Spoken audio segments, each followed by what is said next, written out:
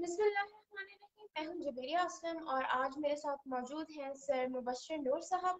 He is a columnist, social media activist, student and a teacher as well. سر نے masters کیا ہے history میں Quaid Azam university اسلام آباد سے and LLB Bahauddin Zakariya university Multan سے. السلام علیکم سر، کیسے ہیں آپ؟ جی وعلیکم السلام. اللہ کا شکر ہے. میں سر آپ کی پوسٹ دیکھتی ہوں فیس بک پر، سوشل میڈیا پر، اور جس طرح آپ بہت اچھے طریقے سے اپنی پوسٹ کے تھرو گائیڈ کرتے ہیں سب کو، اور اسپیشلی مجھے آپ کے وائس اوورس بہت پسند ہیں. خیر اس پہ بعد میں بات ہوگی، لیکن سر پہلے ناظرین کے لیے اپنا تھوڑا سا انٹروڈکشن کروائیے اپنی تعلیم کے بارے میں اور اپنے شہر کے بارے میں. جی محمد مبشر نور میرا نام ہے. ڈسٹرکٹ خانیوال پنجاب جو پاکستان کی اسٹیٹ ہے اس میں پروونس پنجاب میں ڈسٹرکٹ خانیوال میں آگے ایک تحصیل ہے میاں چنو. میاں چنو کے پاس لمبا ایک بڑا ہسٹوریکلی رینون بڑا ہے سٹی ہمارا، اور اس کے پاس ہی ایک گاؤں ہے. اس گاؤں میں اکیلا گھر ہے، وہاں پہ فارم ہاؤس میں وہیں پہ رہائش ہے. تو اسٹڈی کے حوالے سے پرائمری جو ایجوکیشن ہے میری وہ ایک پرائیویٹ اسکول سے ہے، ایلیمنٹری ایجوکیشن ایک گورنمنٹ اسکول سے ہے، اور اس کے بعد میں ہاسٹلائز ہو گیا تھا. ہائی جو میں نے ایجوکیشن حاصل کی تھی وہ میری لاہور سے ہے. اس کے بعد ایمرسن کالج سے ہے FSc پری میڈیکل، پھر میں نے بیچلر کیا، پھر ماسٹر قائد اعظم یونیورسٹی سے ہے، اور لا جو ہے میرا وہ BZU سے ہے. اس وقت میں جی کمپٹیٹیو ایگزامز کی تیاری بھی کر رہا ہوں، اور ساتھ ساتھ ایک چھوٹی سی جاب ہے وہ بھی کر رہا ہوں. ماشاء اللہ sir. Sir as you are columnist as well student teacher, تو کس چیز میں سب سے زیادہ انٹرسٹ رکھتے ہیں؟ انٹرسٹ ڈفرینٹ سبجیکٹس میں ہے، جو کہ سلیبس میں جو ہے وہ تو ان میں تو انٹرسٹ ہوتا ہی ہے. اس کے علاوہ جو ہے جو ابھی تک مجھے سبجیکٹ جب سے تھرو آؤٹ میرے اکیڈمک کیریئر میں ابھی تک جو سبجیکٹ مجھے نہیں ملا وہ کہہ لیں کہ محمدن لا ہے. محمدن لا اس کے بارے میں ابھی تک مجھے کوئی ایز سچ کوئی اتنا کہہ لیں میٹیریل بھی نہیں ملا، اور اس کے حوالے سے ابھی ایجوکیشن بھی میری کہہ لیں کہ کنٹینیو ہے، ریسرچ میں ہوں، وہ مجھے ابھی تک نہیں ملا. رائٹ. وہ آگے اوکے جیوڈیشری سر. کے لیے اگر میں ٹرائی کرتا ہوں تو ہو سکتا ہے وہاں پہ مجھے وہ مل جائے. محمدن لا میں جی میرا انٹرسٹ ہے بہت زیادہ. Okay sir. سر بدلتے ہوئے تعلیمی تقاضے جیسا کہ ابھی ابھی یکساں تعلیمی نصاب انٹروڈیوس کروایا گیا، اس کے بارے میں آپ کیا کہیں گے؟ ایک اچھا سٹیپ ہے. اس کے کہہ لیں کہ پروز بھی ہیں کونز بھی ہیں. اس میں آپ دیکھتے ہیں کہ جب اس کا بہت زیادہ ضرورت تھی، ایک تو کیسے ضرورت تھی؟ ضرورت اس لحاظ سے تھی کہ ہمارے سوسائٹی میں اسپیشلی پاکستان میں ویسے تو ہر ریلیجن کے اندر مطلب ایکسٹریمسٹ تھاٹ نیگیٹو سائڈ پہ بھی ہوتی ہے اور پازیٹیو سائڈ پہ بھی ہوتی ہے، لیکن پاکستان میں اس کی بہت زیادہ ضرورت تھی کہ جو پازیٹیو تھاٹ کے لوگ ہیں وہ بھی ایکسٹریم لیول پہ پہنچے ہوئے ہیں، اور جو نیگیٹو تھاٹ کے ہیں وہ بھی ایکسٹریم لیول پہ ہیں. اور یہ تو ہماری پاکستان کی ہسٹوریکل جو آپ ہسٹوریکل پرسپیکٹو سے دیکھیں تو اس میں بھی یہ ہے کہ سٹارٹ سے ڈے آف انڈیپینڈنس سے لے کر آج تک لبرل اور ریلیجیس جو فیکٹرز ہیں، جو کہہ لیں سیگمنٹس ہیں، ان کے اندر ٹگ اینڈ پل وہ سٹارٹ سے شروع ہے. تو اس میں یہ تھا کہ ہمارے جو 3 سیکٹر ہیں، پبلک سیکٹر، پرائیویٹ سیکٹر اور مدرسہ سسٹم، اس میں سنگل نیشنل کریکولم کا آنا بہت ضروری تھا. اب ریلیجیس ایجوکیشن جن کو دی جا رہی تھی وہ صرف ریلیجن کے بارے میں ہی زیادہ جانتے تھے، اور سوسائٹی کے حوالے سے ان کے پاس اتنا انف نالج نہیں تھا کہ وہ سوسائٹی میں بہتر طریقے سے پرفارم کر سکتے اپنا رول. لیکن جو لبرل سائڈ پہ جو ہم دیکھتے ہیں، جو پرائیویٹ سیکٹر ہے، پرائیویٹ سیکٹر میں بہت زیادہ ان تھا یہ باہر کا ویسٹرن ایکیڈیمک جو ان کا ہوتا ہے کریکولم، اور جو ہمارا پرائیویٹ پبلک سیکٹر ہے، پبلک سیکٹر میں اولڈ سلیبس چل رہا تھا کافی عرصے سے، اس کو چینج کرنے کی ضرورت تھی. اب اس سے یہ ہوگا کہ جب تینوں سیکٹر میں اس کی امپلیمنٹیشن ہو جائے گی، بات ہے امپلیمنٹیشن کی، جب امپلیمنٹیشن ہو جائے گی تینوں سیکٹرز میں، اس کے بعد ایک ماڈریٹ تھاٹ کے لوگ آئیں گے، ایک جنریشن جو ماڈریٹ تھاٹ کی ہوگی، اور اس کی بہت زیادہ ضرورت ہے. آپ ایکسٹریم پازیٹیو ہوں وہ بھی غلط ہے، ایکسٹریم نیگیٹو ہوں وہ بھی غلط ہے. تو ہمیں ماڈریٹ تھاٹ کے لوگوں کی ضرورت ہے، اور جو کہ آنے والی جنریشن میں انشاءاللہ آئیں گے، اور اس سے بہتر ہوگا، اس سے کافی سارے فوائد ہوں گے. ہاں، اور اس کے کہہ لیں کہ نیگیٹیوٹیز کیا ہے، وہ ہے امپلیمنٹیشن. اگر امپلیمنٹیشن نہیں ہوتی ہے تو پھر نیگیٹیوٹیز ہی ہیں. پرائیویٹ سیکٹر کو باؤنڈ کرنا ہوگا کہ وہ اس کو جو ہے نا اپنے کریکولم میں شامل کریں. بالکل سر، اگر ہم شہریوں کے حقوق و فرائض کے بارے میں بات کریں تو ثقافتی سطح پر شہریوں کے کیا فرائض؟ ثقافتی سطح پر دیکھیں، ہمارا ایک سویلائزیشن ہے، ہمارا ایک اپنا کلچر ہے. اس کلچر کو ہم نے محفوظ کرنا ہے. اور یہ ویسٹرنائزیشن جو ہے نا، ویسٹرنائزیشن ایک اپنے طور پہ اس کو اگر پازیٹیو سائڈ پہ اس کو دیکھیں تو وہ ضروری، لیکن اگر اس کو ہم اپنے کہہ لیں کہ لائف میں، ڈیلی لائف میں اس کو شامل کر لیں تو وہ تھوڑا ہمارے لیے مشکل ہو جاتا ہے. کیونکہ ہماری جو تربیت ہوتی ہے ہماری جنریشن کی، شروع سے ہی ہم قرآنک ایجوکیشن لیتے ہیں مدرسہ میں یا اسکول میں یا فیملی، جو ہمارا پہلا انسٹیٹیوشن ہوتا ہے. ٹھیک ہے، لرننگ انسٹیٹیوشن تو سب سے پہلے فیملی ہوتا ہے. وہاں پہ ہمیں ریلیجیس دی جاتی ہے ایجوکیشن. اسکول میں ہم جاتے ہیں تو وہاں پہ ڈفرینٹ قسم کی، آگے پھر یونیورسٹیز میں جاتے ہیں تو وہ ویسٹرن جو چھاپ لگی ہوتی ہے وہ ہوتی ہے. ٹھیک ہے، لیکن اس میں ہمیں پھر بھی اس سارے سینیریو میں ہمیں اپنے کلچر کو محفوظ کرنا ہے، اور اس کے لیے یہ ہماری ریسپانسبلٹی ہے. Being a Pakistani, being a Muslim, یہ ہماری ریسپانسبلٹی ہے کہ ہم ان سارے کہہ لیں کہ چیزوں کو سامنے رکھتے ہوئے اور ان میں موو کرتے ہوئے بھی ہمیں اپنے کلچر کو محفوظ رکھنا. اور چاہے وہ ہم پنجابی ہیں، پٹھان ہیں، جو بھی ہیں، اس کو ایتھنیسٹی کو ایک لیول پہ رکھتے ہوئے، ایتھنیسٹی کو لیول پہ رکھ کے ہمیں سب سے پہلے پیٹریوٹک نیشن بننا ہے، اور اس کے بعد اپنے کلچر کو جس حد تک ممکن ہو اس کو محفوظ رکھنا ہے. بالکل جی. سر، شہریوں کا وطن کے دفاع میں کیا کردار ہوتا ہے؟ شہریوں کا کردار سب سے زیادہ تو یہی دیکھیں نا، بارڈر پہ تو فوج لڑتی ہے، جنگ تو فوج لڑتی ہے، لیکن جو ان کو موٹیویشن ملتی ہے وہ شہریوں سے ملتی ہے. اگر موٹیویشن ہی نہیں ہوگی، ایک ابھی یہ ٹورنامنٹ چل رہا تھا، یہ کرکٹ کے حوالے سے آپ کی بھی کافی ساری پوسٹ آئی ہوئی تھی، میں دیکھ رہا تھا. تو دیکھیں موٹیویشن کہاں سے ملتی ہے، یہی گراؤنڈ لیول سے ملتی ہے. ہماری ٹیم اچھا لڑ رہی تھی، اچھا ڈیفینڈ کر رہی تھی، وہ کرکٹ کے گراؤنڈز میں کر رہی تھی. جب آرمی کے حوالے سے اس طرح کا کوئی سین بنتا ہے اور کوئی وار کے زون میں ہم چلے جاتے ہیں، تو پیچھے جو ہمیں پش دینا ہوتا ہے، ان کو رکھنا ہوتا ہے کہ وہ پاور میں رہیں، طاقت میں رہیں.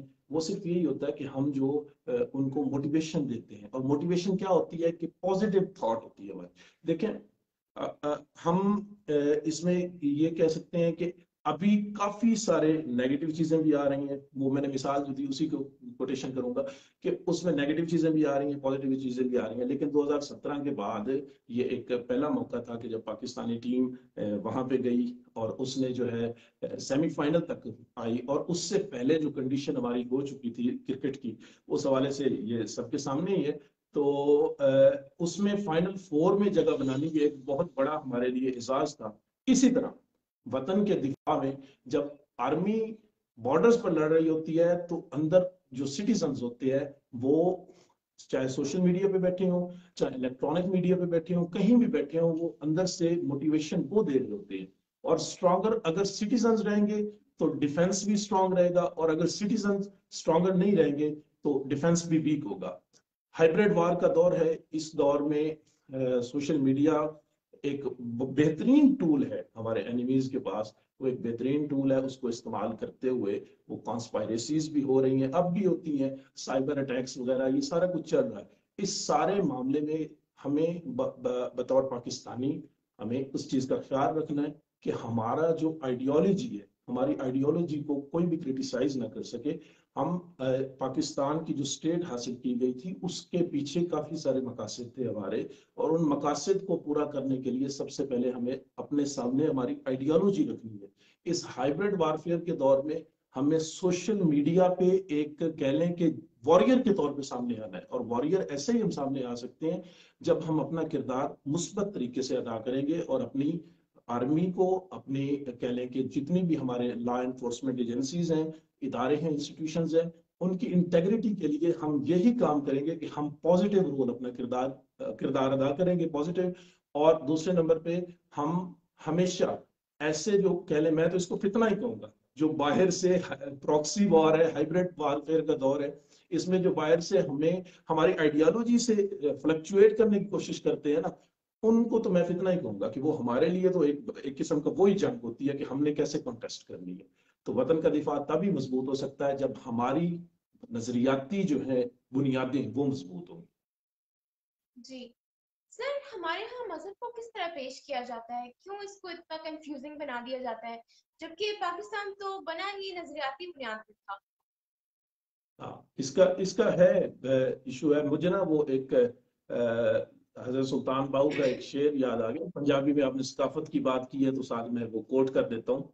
मुझे शेर याद जी आया सर। कि उसमें कहते हैं वो, मजबा दे दरवाजे उच्चे राह रब्बाना मोरी हो, ते मौलवियां ते मुलवाणियां ते मुलवाणियां ते मौलवियां ते मुलवाणियां कोलू छुप छुप लंघिए चोरी हो, मजबा दे दरवाजे उच्चे राह रब्बाना मोरी हो, मौलवियां ते मुलवाणियां कोलू छुप छुप लंघिए चोरी हो, ना मैं भज मसीते बड़िया, ना मैं तस्बा खड़काया हूं, इक्को मुर्शिद मिलया बाहू, उस एवें जा बख्शाया हूं। ठीक है, तो ये मजहब को ना हमने कह लिए, वो मैंने पहले ही बात की है कि मॉडरेशन की जरूरत है, मॉडरेट होना, हमारी मॉडरेट थिंकिंग होनी जरूरी है। तो मजहब को हमने ना बिगाड़ के भी पेश किया कुछ इस तरीके से, और दूसरे नंबर से हम उसकी नेगेटिव चीजों को ज्यादा जल्दी पिक करने की सलाहियत रखते हैं। उसको हम ज्यादा जल्दी पिक करते हैं बजाय इसके कि उसको पॉजिटिव तौर पे देखें। उसमें काफी सारे हैं मसाइल हैं ऐसे जिनको दूर करने की जरूरत है। अब उसके बाद हमारी नजरियाती बुनियादों को सही तरह से एक्सप्लेन करने के लिए अभी तक कोई ऐसी शख्सियत सामने आई नहीं है जो उसको एक्सप्लेन करे। कोई बतौर लीडर जो पूरी कौम जिसके साथ खड़ी हो, वो अभी तक कोई सामने आया ही नहीं है। अगर एक कह लें कि रिलीजियस तबका एक उठता भी है तो उसको क्रिटिसाइज करने वाले ज्यादा होते हैं। उसकी वजह यही है कि हम मजहब को मजहब समझते हैं, हम उसको दीन नहीं समझते हैं। जब हम उसको दीन समझने लग जाएंगे तो फिर ये क्रिटिसिज्म भी खत्म हो जाएगा और पॉजिटिविटी भी वो सामने आने लग जाएगी। जी बिल्कुल सर। सर, सोशल मीडिया ने हमारी लाइफ को, हम सबकी लाइफ किस तरह चेंज किया है? और सोशल मीडिया किस तरह जो है, हमारे सोशल मीडिया पर जो हमारे रवैये हैं, आप उसको किस तरह देखते हैं? सोशल मीडिया पे मैं पहले मिसाल दूंगा। आज से 20-30 साल पहले, 20 साल पहले वाली बातें तो मुझे भी याद है। आज से 20 साल पहले ये होता था कि देरे पर बड़ी पंचायतें होनी, चौपालें होनी, गाँव में चौकों में चौराहों में सब साथियों भाइयों ने मिल बैठना, वहां पे गप्पे लगानी, ठीक है, एक दूसरे का हाल चाल पूछना, ये होता रहा है। अब जब हम इस एज में आए हैं तो इस एज में ये हुआ है कि लाइफ जो है ना, हमारी सोशल लाइफ वो लिमिटेड हो गई है। और इस सोशल मीडिया ने हमें कह लें कि मोबाइल के जरिए दूसरी दुनिया के साथ अटैच कर दिया है। हमारे साथ इवन हमारे हमसाए वो भी हमारी फेसबुक पे पोस्ट पे कमेंट कर देते हैं, साथ चलते हुए वो भी सलाम दुआ नहीं करते हैं। तो ऐसा हो जाता जी है, ठीक है। दूसरे नंबर पे हमारे रवैयों में थोड़ी सी तलखी भी है। वो इसलिए कि मजबूर सी कौम है, मसाइल काफी सारे हैं, प्रॉब्लम्स है ज्यादा, और इसको निकलने के लिए कह लें कि काफी सारी मेहनत की भी जरूरत है, ठीक है। और उस मेहनत के बाद जाके रवैये भी इंशाल्लाह ठीक हो ही जाएंगे, एटीट्यूड भी ठीक हो जाएगा। और इसमें तलख रवैयों में ज्यादातर जो मसला है हमारा वो यही है कि हमारे मसाइल जो हैं, जो हमारे फंडामेंटल राइट्स है ना, जब वो लोगों को मिलने लग जाएंगे, जब उनकी हकूक तक रसाई हो जाएगी तो रवैये भी इंशाल्लाह ठीक हो जाएंगे। जी इंशाल्लाह। सर, मैंने आपकी प्रोफाइल पे देखा, आपने एक पोइट्री पढ़ी, रास्ता मत बदल। तो सर जी हमारे साथ भी शेयर कीजिए प्लीज। जी जरूर। अच्छा, ये ना लाइफ में कुछ फेजेस होते हैं। तो ये भी एक फेज था जिसमें आपने जब कमेंट किया था तो आपने बताया था कि ये आप अपने आप से मुखातिब हैं। तो बिल्कुल ये फेजेस होते हैं लाइफ में, जब सेल्फ अकाउंटेबिलिटी की तरफ इंसान चला जाता है तो फेजेस आते हैं, वो असल में एक फेलियर था मेरा, उस फेलियर पे मैं थोड़ा सैड था, तो मैंने कहा चले इस तरह कॉन्फिडेंस को बिल्ड करने की जरूरत है तो इस तरह कर लेते हैं, तो मैं वो बना के वो मैंने पोस्ट कर दी। आपको भी सुनाते हैं जी कि रास्ते में चनाब आए बेले या थल, रास्ता मत बदल, और मैं तेरे साथ हूं, आ मेरे साथ चल, रास्ता मत बदल, और हम सफर तू नजर इश्क की बारगाहे मुकद्दस पे रख, कट गए पांव तो जाएंगे सर के बल, रास्ता मत बदल। और ये जो गिरना संभलना है, इसमें नदामत की क्या बात है, अपने पांवों पे गिर, अपने हाथों संभल, रास्ता मत बदल। और आबले तो सफर की शुरुआत है, इनको खुद फोड़ दो, तब कहीं जाके दुख खून में होगा हल, रास्ता मत बदल।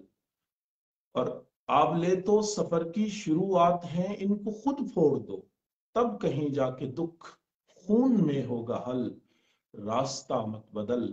और अपनी पलकों, खाक में झिलमिला, खाक में झिलमिला, अपनी पलकों पे तारे पिरो, खुल के रो। थोड़ी लंबी भूल जाती है। खाक में झिलमिला, अपनी पलकों पे तारे पिरो, खुल के रो।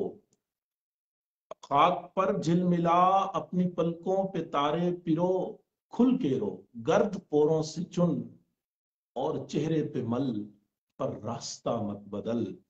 क्या अजब है, क्या अजब है कि अगले किसी मोड़ पर हो बशारत कोई, खुद पे कुछ जबर कर, एक घड़ी एक पल, रास्ता मत बदल।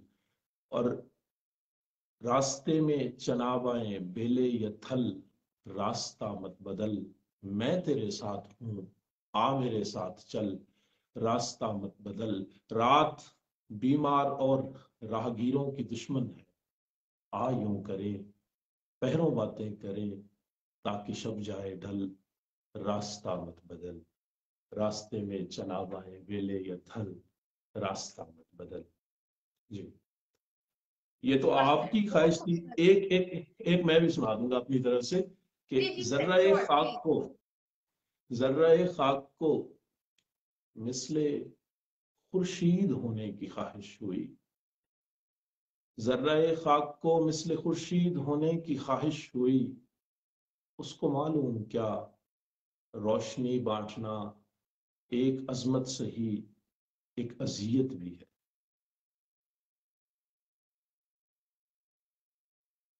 बस इतनी वाह सी सर, बात। बहुत खूबसूरत शायरी सर।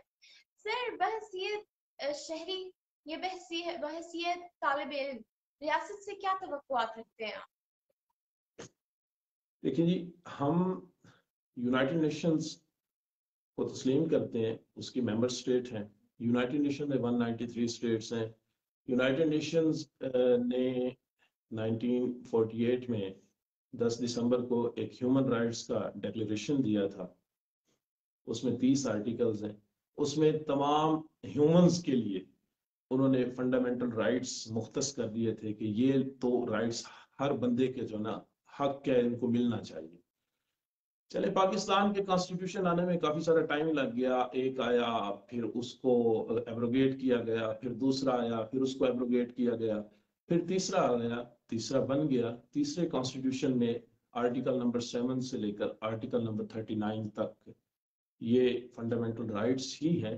और वो फंडामेंटल राइट्स हुकूमत ने तमाम अपने सिटीजन्स को देने होते हैं, क्योंकि ये एक बायलैटरल एग्रीमेंट होता है। और इस एग्रीमेंट में एक तरफ से अगर आप वोट देते हैं, अपनी पावर उनको देते हैं, तो हमारे जो रिप्रेजेंटेटिव्स होते हैं उन्होंने हमें वो राइट्स देने होते हैं। ठीक है, तो उन फंडामेंटल राइट्स को अब जब हम स्टडी करते हैं तो उसमें एक एक चीज है। ठीक है, उसमें हमें जॉब है, उसमें हमारी फीड है, सब कुछ उसमें स्टेट की रिस्पॉन्सिबिलिटी होती है। तो स्टेट ने हमें वो प्रोवाइड करना होता है। बहैसियत स्टूडेंट, बहैसियत एक टीचर, बहैसियत सिटीजन, मेरी स्टेट से यही तवक्कुआत हो सकती हैं कि वो फंडामेंटल राइट्स दे दे। ठीक है, और अगर फंडामेंटल राइट्स वो नहीं पहुंचा सकती स्टेट, तो सोशियोलॉजिस्ट और क्रिमिनोलॉजिस्ट यही कहते हैं کہ جو ہمارا نیچر ہے, ہمارا جو بیہیویئر ہے وہ چینج ہونے لگ جاتا ہے.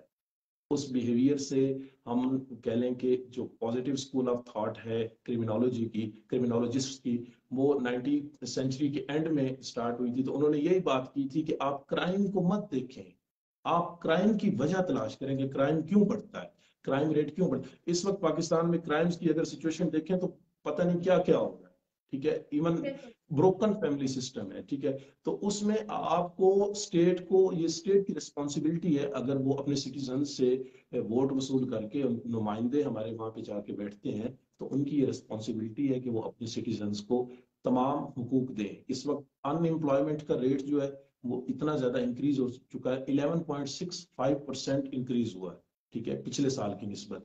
اور ان امپلائمنٹ کا جو لوگ شکار ہیں وہ تقریباً 6.65 ملین لوگ ہیں جو اس وقت ان امپلائمنٹ کا شکار ہے.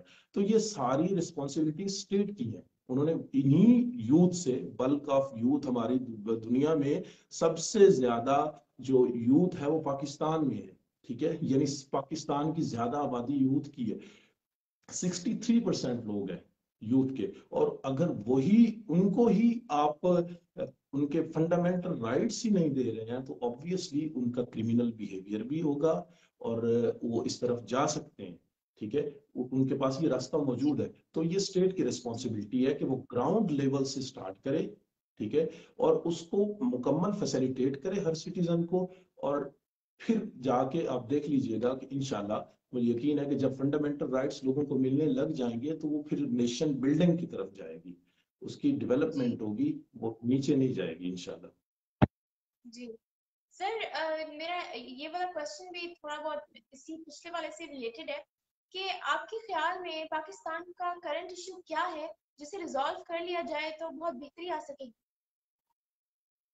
ٹگ اینڈ پول ہے, رسہ کشی جاری ہے دونوں اطراف میں, چاہے وہ آپ کسی طرف دیکھ لیں, ریلیجیس لبرل دیکھ لیں, ملٹری ڈیموکریٹک انسٹیٹیوشنز دیکھ لیں, ایک ٹگ اینڈ پول جاری ہے. اس کو ختم کیا جائے, نیشنل انٹیگریٹی کی طرف جائیں, سوورینٹی کی طرف جائیں, ٹھیک ہے.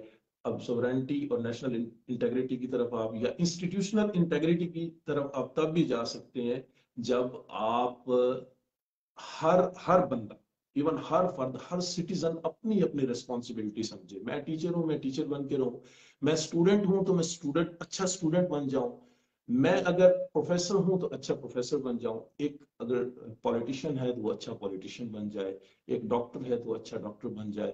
تو یہ ہونا تو انڈیویجول لیول سے, ایک فرد سے ہونا ہے, اور فرد نے اپنے آپ کو بدلنا ہے, تب جا کے وہ پورا معاشرہ بدلنا ہے, ٹھیک ہے. لیکن اس فرد کو بدلنے کے لیے بھی لیڈرز کی ضرورت ہوتی ہے, ٹھیک ہے, جو لیڈر ان کو ان کے راستے کی طرف لے جائے. وہ لیڈرز بھی ہمیں مل ہی جائیں گے, سوسائٹی میں موجود ہی ہے. آخر اگر ہماری سوسائٹی میں ٹیلنٹ ہے تو لیڈر بھی ہوں گے, ٹھیک ہے. اور میں تو یہ سمجھتا ہوں کہ مجھے تو پورے گلوب میں یہ مسئلہ نظر آتا ہے کہ اس وقت جو 19 میں نے ایک ریسرچ پڑھی تھی, اس ریسرچ میں یہ تھا کہ 1960 سے لے کر 1990 کے درمیان والے جو لیڈرشپ ہماری سامنے آئی ہے نا, اس وقت وہی پارلیمنٹس میں بیٹھی ہوئی دنیا کی تھرو آؤٹ, صرف پاکستان میں نہیں.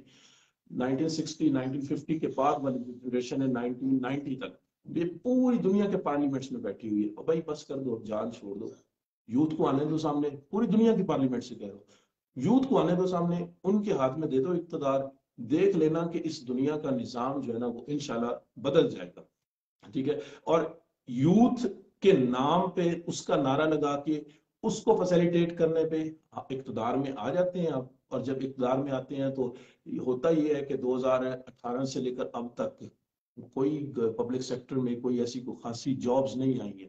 اناؤنسمنٹس ہوئی ہیں, ایک دفعہ پہلے بھی ہوئی ہے, اب بھی ہوئی ہے, دیکھتے ہیں کیا بنتا ہے اس کا اناؤنسمنٹس کا. ویسے تو ان اقتدار میں جو بیٹھے حکمران ہیں ان کا یہ دعویٰ تھا کہ وہ 1 کروڑ جابز دیں گے, پتہ نہیں اب دعویٰ ان کا پورا ہوتا ہے یا نہیں, وہ تو ان کو اگلے الیکشن میں ہی پتہ چل جائے گا. لیکن یہ ہے کہ یہ مسائل تب ہی دور ہوں گے جب انڈیویجول لیول پہ بھی ہم اپنی کوشش کریں گے, اور جو بائی لیٹرل ایگریمنٹ ہے اس بائی لیٹرل ایگریمنٹ پہ گورنمنٹ بھی اپنا رول ادا کرے گی, اور جو انڈیویجولز ہیں, جو سٹیزنز ہیں, وہ بھی اپنا رول ادا کریں گے. تو انشاءاللہ یہ مسائل جلد حل ہو جائیں گے. جی سر, the world is a global village. बहैसियत फर्द हम माशरे की नशोनुमा में क्या क्या किरदार अदा कर सकते हैं? सबसे पहले तो इंसान को अपनी तख्लीक का मकसद पता होना चाहिए कि हमें तख्लीक किस लिए किया गया है। हमारे सोसाइटी में ख़ास तौर पे स्पेसिफिकली जो थर्ड वर्ल्ड कंट्रीज़ हैं उनमें लोग अभी तक अपने पेट की भूख का भी सद्देबाब नहीं कर सके। वो मसला भी उनसे हल नहीं हुआ। ठीक है। ऐसा था कि कुछ अरसा पहले कॉलोनियलिज्म था, तब हमारे रिसोर्सेज नॉर्थ के चले गए, साउथ वाले ले गए। ठीक है। एशिया के रिसोर्सेज कोई छीन के ले गया किसी किसी बहाने, कॉलोनियलिज्म के बहाने या फिर इंपीरियलिज्म के बहाने, या चाइना कंटेनमेंट पॉलिसी या एशिया पे रूल। क्या हम सिर्फ रूल्ड ही पैदा हुए हैं? हमने सिर्फ रूल ही हमारे ऊपर लोगों ने आके करना है? अच्छा, एक तो रिसोर्सेज जो हैं उन रिसोर्सेज को यहाँ से लेके चले गए। ठीक है। उसके बाद के अब जो बाकी बचे खुचे रिसोर्सेज हैं वो किसी और पॉलिसी के तहत यहाँ से निकाले जा रहे हैं, चाहे वो कह लें कि सेंट्रल एशिया से हो या मिडल ईस्ट से हो। वो रिसोर्सेज निकाले जा रहे हैं, वहां से निकाल के उनको अपने इस्तेमाल में किया जा रहा है और अपने इस्तेमाल में ला के हमारे लिए कुछ नहीं छोड़ा जा रहा पीछे। चले आने वाली जनरेशन्स के लिए अगर आप रिसोर्सेज अपना वो खुद कुछ ना कर लेंगी, रिसोर्सेज आप ले गए, तो अब ये है कि उस पावर गेम से ना निकल के, उस पावर गेम से निकल के हमें बहैसियत सिटीजन या बहैसियत इंडिविजुअल पूरे ग्लोब में हमारा रोल ये है कि हमें पॉजिटिव साइड पे चलना चाहिए, नेशनल बिल्डिंग की तरफ, वर्ल्ड का जो ग्लोबल विलेज है उसकी जो पॉजिटिव साइड कह सकते हैं आपके कंस्ट्रक्शन की तरफ हमारी तामीरी सोच होनी चाहिए, हमारी तबखीरी सोच नहीं होनी चाहिए। हमें हमारे पूरे माशरे को बिल्ड करने के लिए ऐसे अफराद की, ऐसी क़यादत की जरूरत है जो मुस्बत पैमानों पर इसकी बुनियादें रखें और उन्हीं बुनियादों पर इस पूरे माशरे की इमारत खड़ी की जा सके। तो ये एक एक फर्द का भी ये जिम्मेदारी है और जो क़यादत में आएंगे उन लोगों की भी ये जिम्मेदारी है कि इसको मुस्बत पैमानों पर खड़ा करें। ये न्यूक्लियर वॉर और ये सारे ये जो ड्रावे धमकावे हैं इनको छोड़ें। इसके अलावा और भी बड़े रास्ते हैं जिनकी गुजारने के, इस दुनिया को बेहतर तरीके की तरफ, बेहतर कह लें माशरा बनाने के लिए और भी बड़े रास्ते हैं। उन रास्तों को अपनाएं और जो आफाकी नजरिया है उसको अडॉप्ट करें। उसके बाद इंशाल्लाह अफाका होगा, काफी सारे मसाइल में अफाका होगा। जी जी सर। सर कोई फाइनल मैसेज देना चाहेंगे? जी, मैसेज वैसे तो यही है मेरी तरफ से कि मुस्बत बुनियादों पर सफर, जो भी स्टूडेंट, खासतौर पे स्टूडेंट्स के लिए, कि बहुत सारे मसाइल हैं हमारे सोसाइटी में, हमारी स्टेट में काफ़ी सारे मसाइल हैं, लेकिन अगर आप मेहनत करते हैं और मेहनत करने के बाद आप कोशिश अपनी जारी रखते हैं, हौसला नहीं हारते हैं, तो वो वक्त दूर नहीं है कि जब हम सबको जो है ना फैसिलिटेट किया जाएगा स्टेट की जानिब से। इंशाल्लाह वो वक्त करीब है और जितने भी हमारे वो कह लें डिसअपॉइंटमेंट के शिकार हो चुके हैं स्टूडेंट्स की, जी 4.5 लाख के करीब हमारे ग्रेजुएट्स निकलते हैं हर साल और जॉब इवन 1.5-2 लाख भी नहीं आती हैं। तो उनके लिए ये मेरी तरफ से कि वो वक्त दूर नहीं है जब इंशाल्लाह एक नेशन बिल्डिंग का प्रोसीजर शुरू होगा और उसमें आप लोगों के लिए भी हिस्सा होगा और आपके लिए भी रिस्पॉन्सिबिलिटी होगी, आपको भी रिस्पॉन्सिबिलिटीज दी जाएंगी, वो रिस्पॉन्सिबिलिटीज आपने भी निभानी होंगी और आपसे काम लिया जाएगा, आपकी कैपेबिलिटीज भी चेक की जाएगी और जहां जहां आपकी जरूरत होगी और जिस जिस वो मेरे एक टीचर हैं वो मिसाल देते होते हैं कि आप नट और बोल्ट वाली एग्जांपल देख लें कि जिसका नट होता है वो उसी बोल्ट पे फिक्स होता है। तो आप जिस मकसद के लिए बनाए गए हैं आप उस जगह पे जाके खुद ब खुद फिट हो जाएंगे और आप नेशन बिल्डिंग का प्रोसेस में आप इंशाल्लाह आप हिस्सा बनेंगे। स्टे काम, कूल रहें और अपने मकसद पे फोकस रखें, हिम्मत मत हारें, हौसला मत हारें, लगे रहें। इंशाल्लाह वो वक्त करीब है जब हम भी कौमी तामीर में अपना हिस्सा डालेंगे। Indeed. Thank you, sir. Thank you so much for your time and guidance and for this beautiful session. Thank you.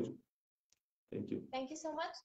तमाम देखने वालों को भी बहुत बहुत शुक्रिया। उम्मीद है आज का प्रोग्राम आपको अच्छा लगा होगा और आपने बहुत कुछ सीखा होगा। अगले प्रोग्राम तक के लिए अपना ख्याल रखिएगा। अल्लाह हाफिज। अल्लाह हाफिज।